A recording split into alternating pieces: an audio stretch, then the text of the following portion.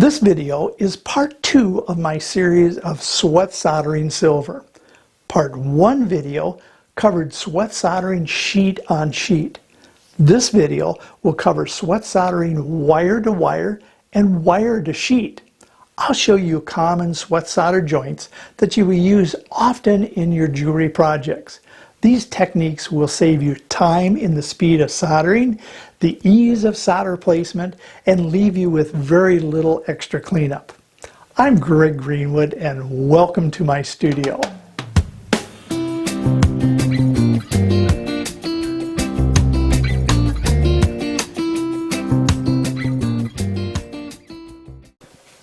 You are always going to be soldering jump rings to a wire that is a heavier gauge, which definitely makes it more difficult to solder.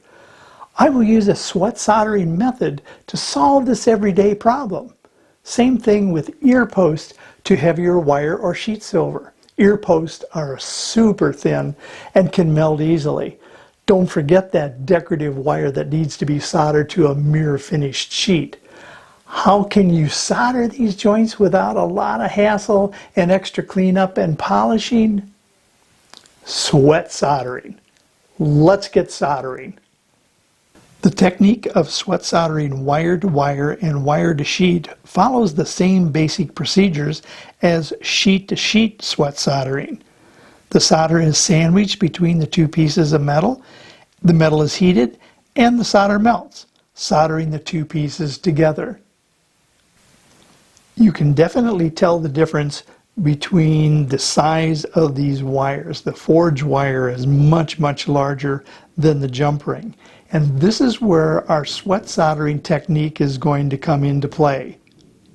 I'm going to be taking this jump ring and soldering it to the top part of this forged wire, which is right in here. We want to make sure that we do follow the 5 secrets of perfect soldering, and making sure that number 1, it's good clean metal, which I've cleaned these pieces up and we're ready to go. The second secret is a good fit. And you'll notice right on the top here that I filed a nice little flat plateau onto the top of the forged wire. I've done the same thing for the jump ring. I have our piece set up using a third hand and cross-lock tweezers in a nice upright position.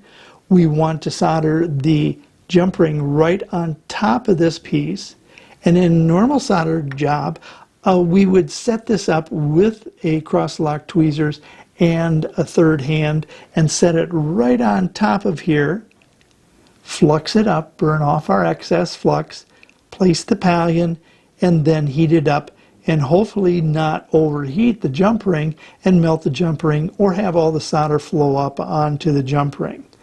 This is where our sweat soldering technique is going to come into play. What I'm going to do is I'm going to flux this area and put a pallion of solder right on top of the forged wire and heat it up first and have it melt slightly onto the forged wire. Let it cool. Make sure it's hardened, and then I'm going to come back in with the jump ring and set it in position using flux, of course, and set it in position and then reheat it. And then when the jump ring gets up to the melting temperature of the solder, then it will melt in position perfectly. Paint the flux onto the forged wire.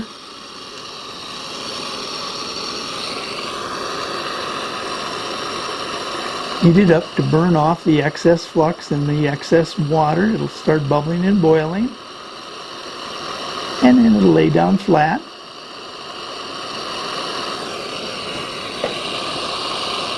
Then I'll take my pallion of solder, make sure that I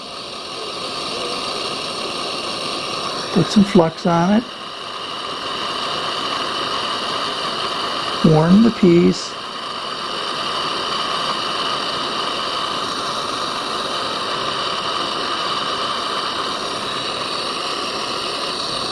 set it up right on top,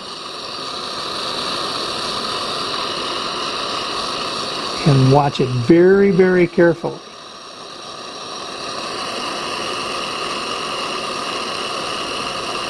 Don't want to overheat.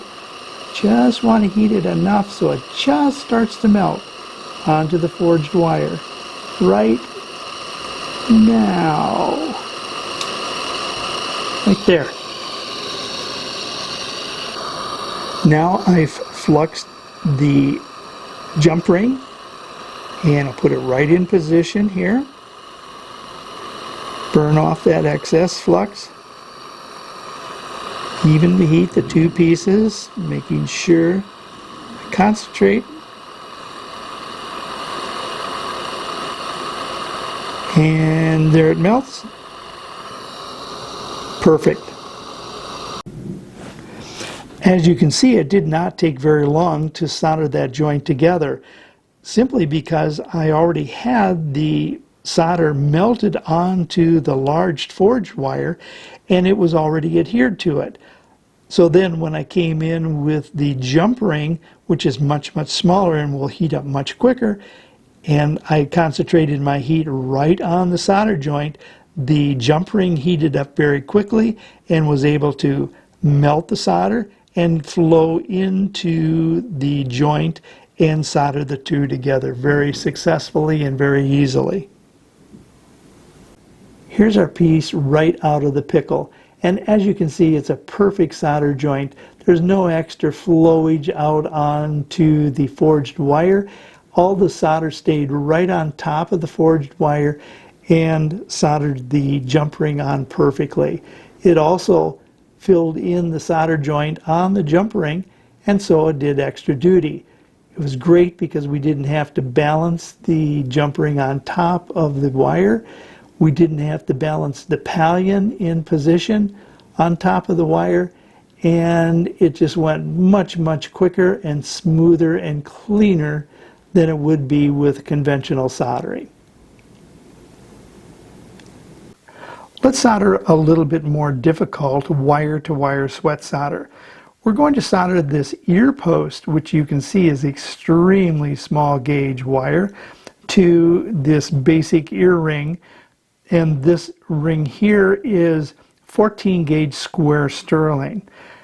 You can see that there's a tremendous difference between the two gauges of wire. This is where our sweat soldering technique is going to really pay off.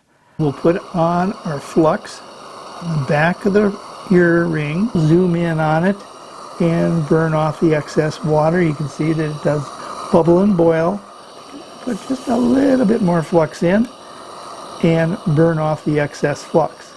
Now I'm going to put on the pallion of solder. I don't want to make a huge pallion for this because it just doesn't take very much solder to solder that ear post on. I want to just melt it and then I'll cut the heat. So I'll zoom and do that. I want to be very cautious with this. There we go. That's it. Now we're ready to solder the post on to the ear ring. I've dunked the post in flux, holding it with the cross-lock tweezers, and I'm going to come in here very, very carefully and put it right on top of that solder. Heat that area up.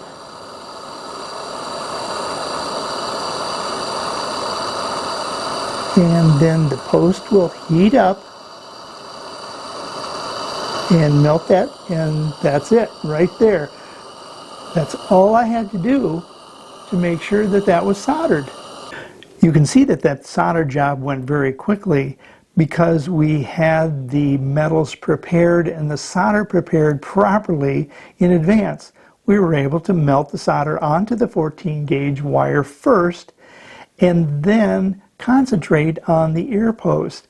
We needed to get that ear post hot enough to melt that solder, and then it completed the solder joint.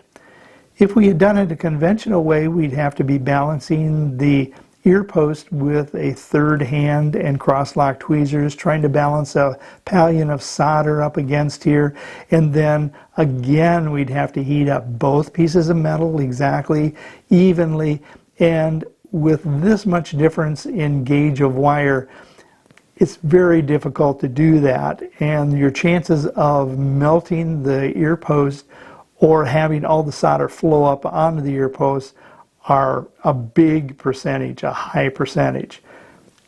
So with the sweat soldering technique, that eliminates that problem, and we're able to do a good, easy, successful solder joint. Wow, that turned out really nice. You can see that there's a real nice fillet going around the post, and there's no extra spillage out onto the 14 gauge wire at all. Let's turn our attention now to sweat soldering wires to sheet silver. Let's use our ear post again, and we'll solder it to the top of this domed silver sheet. I've cleaned the two pieces, so we're ready to go. I've also filed the bottom of the ear post so it's nice and flat, so it'll fit right on top of the dome. Okay, we're ready to put the flux on. I'm only going to put it on a small, tiny spot right on the top of the dome. I want to control where that solder flows. Let's burn off the excess flux in water, and then we'll be ready to place our solder. This will heat up very, very quickly. It's a small piece of sheet metal, and it will heat up very fast. So we'll put a pallion right in the middle. Now I'm going to be very careful here. I don't want to overheat it. I want to just melt that pallion of solder. I don't want it to flow. I'm going to be very, very cautious with this.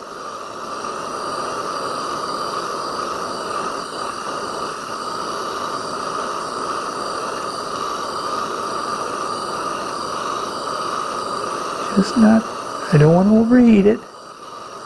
Just melt that pallion. There we go. We're all set. Now we're ready to solder on the post. I've dipped the post in flux. I'm going to set it right on top of the solder area where it melted, and we'll heat that evenly. It'll go very quickly here. I don't want to overheat it. There we go, and the solder has flowed onto the post, and we're all set.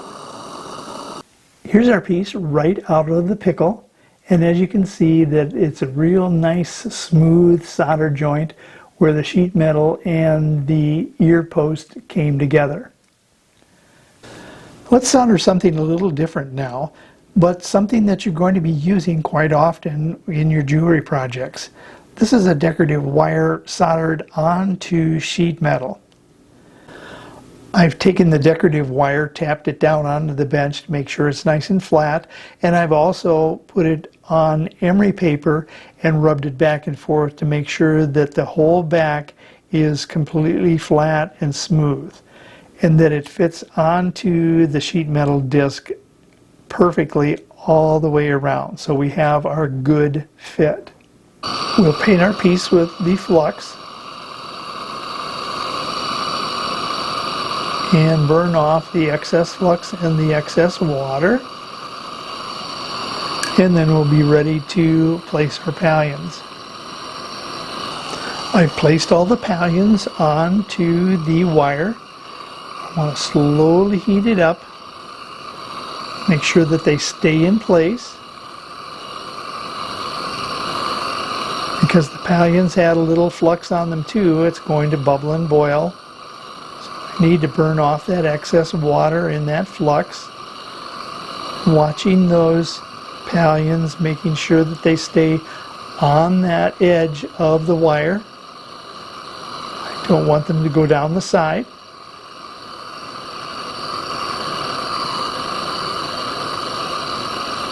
Slowly heating these up, making sure that they stay in place, and then we'll melt them in position. Start at this end here, and we'll just melt them so they just start to melt. There we go. They've flowed over the entire back of the wire. I've switched over to the tripod and the mesh screen so I can get the torch underneath and heat up the sheet silver disc and to do our sweat soldering. We'll flux up the piece, put a little extra flux on the back of the wire.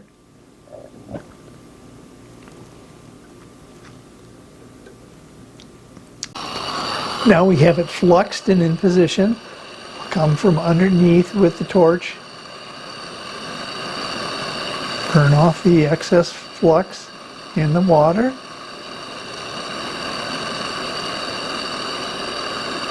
Evenly heat those two pieces.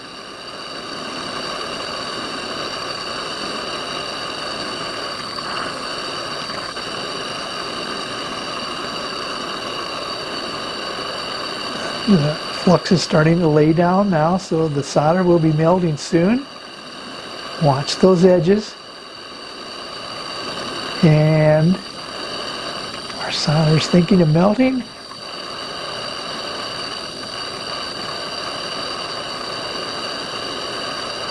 And there we go, it's starting to flow all around the entire piece.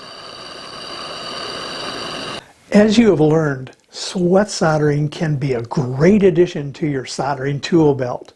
You don't use it every time, but when you need it, you got it. Combined with the 5 secrets of perfect soldering, sweat soldering techniques can move you to the next level of silver soldering, saving you time and making your cleanup super easy. Here's our examples with no extra filing, emery work, or polishing. Only a few minutes in the magnetic tumbler. Clean and easy. If you like this video, then please subscribe to my channel. Also, for more sweat soldering, check out my other video, Sweat Soldering with Sheet Silver. Here's the link. Thanks for all your support and comments. I'm Greg Greenwood. See you next time.